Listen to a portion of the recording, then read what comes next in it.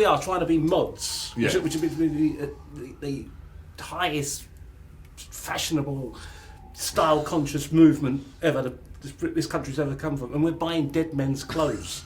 That's all you could really get, wasn't it? I mean, my uncle was a mod in the original mod, and I was saying, "What you wear? Where'd you get it now?" He goes, "Hey, no chance." I used to go, like I say, the army surplus stores down at Wharf Road. That would be a place I always used to be really heavy. And look at us now. Yeah, well, still wearing them, still wearing the dead men's clothes.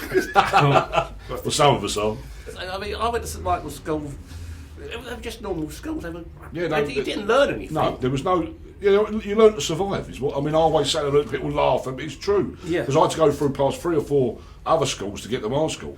Education-wise, reading and writing basic, but I always loved stories. I always loved being around and writing stories. It was just a real.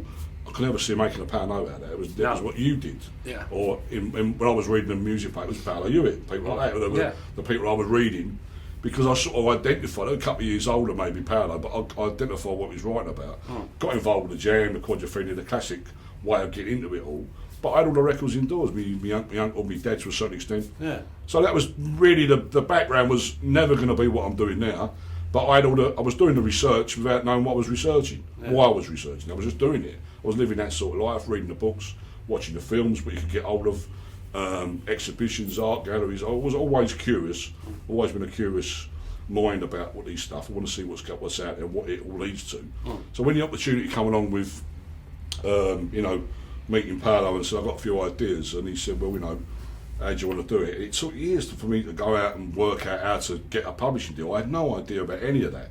It's a world I knew nothing about. So how did it come about? This is our famous story. I was selling the 60s photographs. You remember that story I told you at the literary thing the other week? Yeah. Well, basically, I was in the print. The first main job I had was in the old newspaper industry in Fleet Street, and I ended up in a darkroom, a photographic darkroom, and all these stays, a commercial darkroom, and all the newspapers and magazines are buying the day's photos of the Queen Mum, Princess Di, and every now and again someone would do a thing on the 60s, and all these great photos would come out of a trapdoor of all this stuff from Carnaby Street and John Stevens, and I'll be like, this is gold dust, I mean, you couldn't find this stuff. There's no Google. Obviously, I've got these 10/8s in my hand. Yeah. So I said, "My mate, do me a favour, knock myself a couple of them." One day, Paolo ran me same sort of thing. I'm doing a book called The Soul Stylist. He was doing it with Weller. Oh yeah.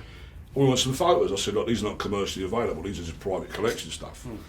And he said, "Let's have a meet. We had a meet, coffee." I knew of him. I knew we'd been reading stuff for years, books and also music papers. And I had ideas about cut of books. No idea how to do it. Didn't know where to go. Yeah. Didn't know anyone in the game. No.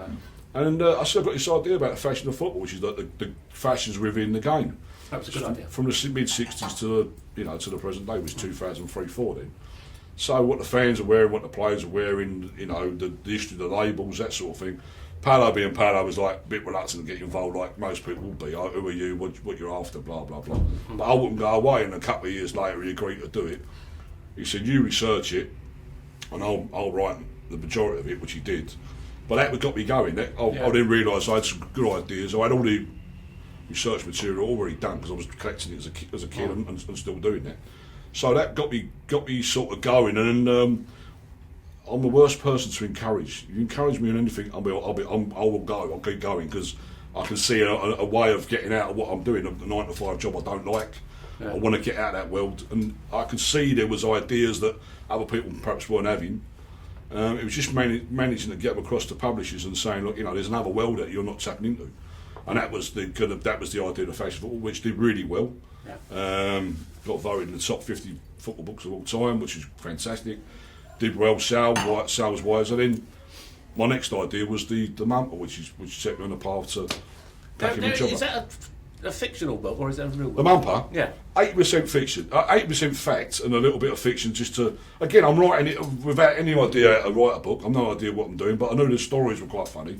The Mumper, for people who don't know, became a Who film. don't know? Everyone knows what it is. They don't know. They will do that.